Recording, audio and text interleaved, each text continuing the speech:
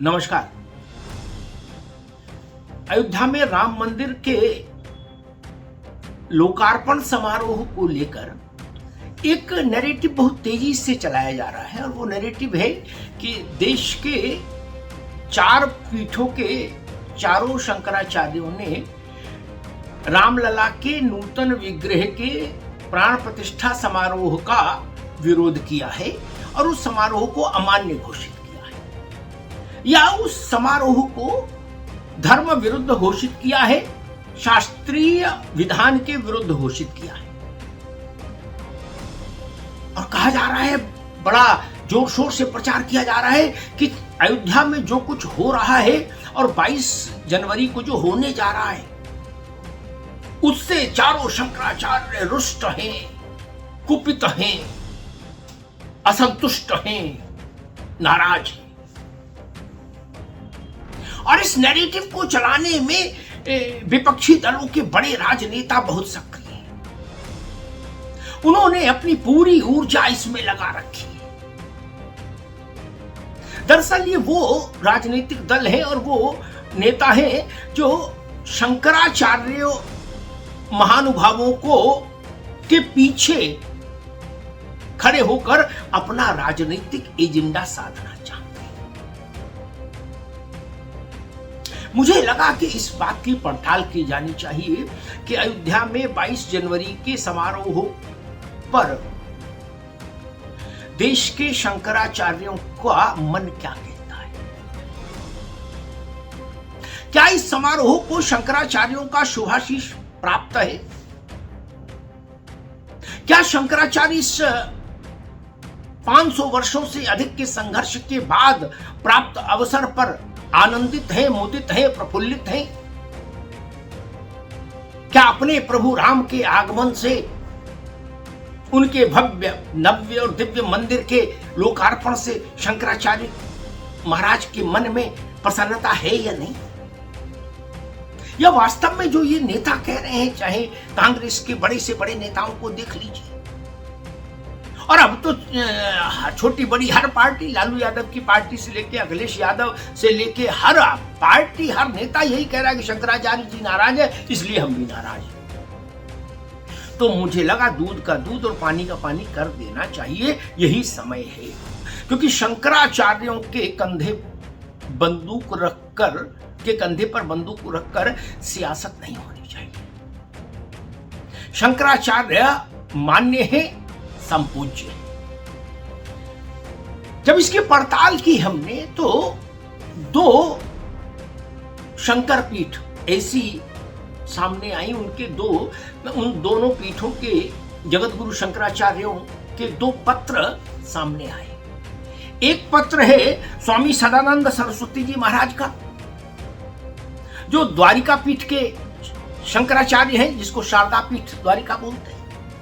और दूसरा पत्र है श्रृंगेरी के भारती तीर्थ जी महाराज का, जो श्रृंगेरी पीठ के जगत गुरु हैं, शंकराचार्य।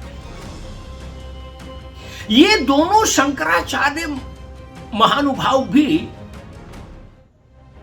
विपक्षी दलों के इस प्रोपोगंडा से स्तब्ध रहे। जब उनके शिष्यों ने बताया कि महाराज आपका नाम लेके ऐसा ऐसा दुष्प्रचार हो रहा है कि आप नाराज हैं अयोध्या में रामलला के मंदिर से, आप मूर्ति की प्राण प्रतिष्ठा समारोह से रुष्ट हैं, उसके विरुद्ध हैं, तो दोनों जगत गुरु शंकराचार्यों ने कृपा पूर्वक एक पत्र जारी किया। और इस पत्र में दोनों ने, अलग अलग पत्र हैं, दोनों ने लिखा कि हमारा नाम लेकर, हमारी पीठ का नाम लेकर ये जो दुष्प्रचार किया जा रहा है कि हम राम मंदिर के समारोह से असंतुष्ट हैं, उस समारोह के विरुद्ध हैं, यह असत्य है, पूर्णतः असत्य। स्वामी सदानंद सरस्वती जी महाराज और भारती तीर्थ जी महाराज दोनों ने अयोध्या में 22 जनवरी को होने वाले इस कार्यक्रम को हृदय से शुभाशीष दिया है और इतना ही नहीं, इन दोनों शंकराचार्यों ने कहा कि हम सभी सनातन धर्मियों से कहेंगे, सभी राम भक्तों से कहेंगे कि अयोध्या जाइए, रामलला के दर्शन करिए और भगवान राम का आशीर्वाद प्राप्त करिए। दोनों शंकराचार्यों ने इस अवसर को सनातन का जय घोष बताया है। दोनों शंकराचार्यों ने इसे 500 से अधिक वर्षों तक चले संघर्ष का सुफल बताया है। अब वो लोग क्या कहां मुंह छुपाएंगे जो कह रहे थे चारों शंकराचार्यों ने खिलाफत की है, चारों शंकराचार्य खिलाफ है। अब वो कहां जाएंगे और कौन सा नया अस्त्र लेकर अब आएंगे? दो शंकराचार्यों ने अपनी स्थिति, दो जगत गुरुओं ने राष्ट्र और विश्व के सामने स्पष्ट कर दी। दोनों शंकराचार्यों का भाव ये है कि हम भी प्रसन्न हैं राष्ट्र के साथ साथ कि रामलला का मंदिर भव्य और दिव्य बन रहा है। 5 सदियों से अधिक का संघर्ष और प्रतीक्षा काल, और उसके बाद ही घड़ी आई। अब शंकराचार्यों के इस अधिकृत वक्तव्यों के बाद फिर भी अगर विपक्षी दल और उनके नेता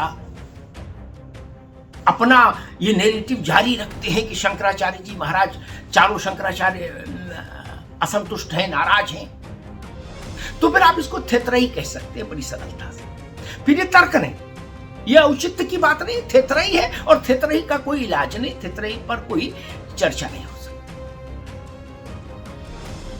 अचानक से ऐसा लगा कि सारे विपक्षी दल, Sapa, Basapa, TMC, RJD, Congress, NCP, Aam Aadmi party, सारे ऐसी राजनीतिक दल और इनके अध्यक्ष और नेता हिंदू धार्मिक व्यवस्था और अनुशासन के प्रकांड पंडित हो गए। शंकराचार्य जी महाराजों का उल्लेख होने लगा। सनातन में शंकराचार्य जी की स्थिति क्या है इस पर प्रवचन होने लगे और कहा जाने लगा सारे शंकराचार्य रुष्ट, चारों अनर्थ कर दिया अयोध्या में। और तर्क ये कि शंकराचार्य जी नाराज हैं, इसीलिए तो हम लोग भी नहीं जा रहे। अब चार मान्य शंकराचार्यों में से 2 मान्य पूज्य शंकराचार्यों ने अपनी स्थिति स्पष्ट कर दी, अपनी प्रसन्नता का उद्घोष कर दिया, अपना आशीष वचन दे दिया और हर सनातन धर्मावलंबी से कहा कि आपको अयोध्या जाना चाहिए, रामलला का आशीर्वाद लेना चाहिए। ये एक दुष्प्रचार का अंत है और मैं तो कहूंगा ये भी प्रभु की लीला है। प्रभु के कार्यक्रम में जिस ढंग का दुष्प्रचार किया गया राजनीतिक कारणों से, भाई आप नहीं जा रहे, ठीक है, आप कहिए कि हम नहीं जाना चाहते इसलिए नहीं जा रहे। आप पूज्य शंकराचार्यों के कंधे पर बंदूक रखकर अपना राजनीतिक लाभ साधना चाहते हैं, यह पाप है। पूज्य शंकराचार्य राजनीतिक अखाड़े में पासे की तरह इस्तेमाल नहीं की जा सकते।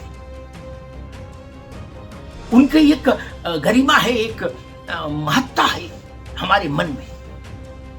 इसीलिए शायद श्रृंगेरी और शारदा दोनों पीठों के जगत गुरुओं को यह लगा होगा कि अब राष्ट्र के सामने, अब देश के सामने स्थिति साफ करनी चाहिए। और मुझे तो इस बात का पूरा भरोसा है कि 22 जनवरी की तिथि आते आते, रामलला के नूतन विग्रह के प्राण प्रतिष्ठा का मुहूर्त आते आते, जो और 2 अन्य शंकराचार्य हैं हमारे, अभिमुक्तेश्वरानंद जी महाराज और निश्चलानंद जी महाराज, उन दोनों का आशीष भी इस समारोह को प्राप्त हो जाएगा, सनातन को प्राप्त हो जाएगा और उन दोनों के कंठ से भी रामलला की जय उद्घोषित हो जाएगी। लेकिन राजनीति तब भी नहीं थमेगी, ये नोट कर लीजिएगा मेरी बात। तब वो कोई दूसरा तर्क लेके आ जाएंगे कि हम इसलिए नहीं गए। और एक अंत में बात, एक नैरेटिव और चलाया जा रहा है कि मंदिर अधूरा है इसलिए ये प्राण प्रतिष्ठा गलत है, शास्त्र विरुद्ध है। पता नहीं जो लोग ऐसा कह रहे हैं उन्होंने कितने शास्त्र पढ़े हैं और कितना उनको लोक जीवन का अनुभव है। दक्षिण में दर्जनों ऐसे बृहत विशालाकाय मंदिर हैं भव्य, जिनमें मूर्ति की प्राण प्रतिष्ठा के 20 वर्षों तक निर्माण होता रहा, 50 वर्षों तक निर्माण होता रहा। यानी मूर्ति की प्राण प्रतिष्ठा हो गई, मंदिर में पूजा अर्चना राग भोग प्रभु का आरंभ हो गया और मंदिर का बृहत निर्माण भी चलता रहा। एक नहीं दर्जनों उदाहरण है दक्षिण में बड़े मंदिर, जहां 10 साल तक 20 साल तक मंदिर को भव्य और दिव्य बनाने की प्रक्रिया चलती रही। तो जो लोग ये थोथा तर्क दे रहे हैं कि मंदिर पूर्ण हो जाए 100% तभी मूर्ति की स्थापना और प्राण प्रतिष्ठा हो सकती है, उन्हें शास्त्रीय विधान की जानकारी संभवतः नहीं। इसी देश के दक्षिण में बड़े मंदिरों में, जैसे मैंने कहा, कई दर्जन ऐसे उदाहरण मौजूद हैं जहां मूर्ति की पूजा अर्चना राग भोग आरंभ हो जाने के दशकों तक मंदिर को और दिव्य और भव्य और विशाल बनाए जाने का उपक्रम चलता रहा। वो एक अनवरत प्रक्रिया है। मंदिर जैसे जैसे भक्त बढ़ते हैं, मंदिर का आकार बढ़ता जाता है, उसमें सुविधाएं बढ़ती जाती है, उसकी विशालता बढ़ती जाती है। वो एक दिन की प्रक्रिया नहीं, लेकिन मंदिर तब से मंदिर हो जाता है, कहा जाने लगता है, जब से वहां विग्रह विराजित हो जाए गर्भगृह में और विग्रह का पूजन अर्चन प्राण प्रतिष्ठा हो जाए। ये शास्त्रीय व्यवस्था है, ये शास्त्रोक्त परंपरा है भारत। इसलिए जो लोग ये तर्क दे रहे हैं, इसलिए नहीं जा रहे कि मंदिर अधूरा है, उन्हें दक्षिण के बड़े मंदिरों के उन उदाहरणों को जरूर दिमाग में रखना चाहिए।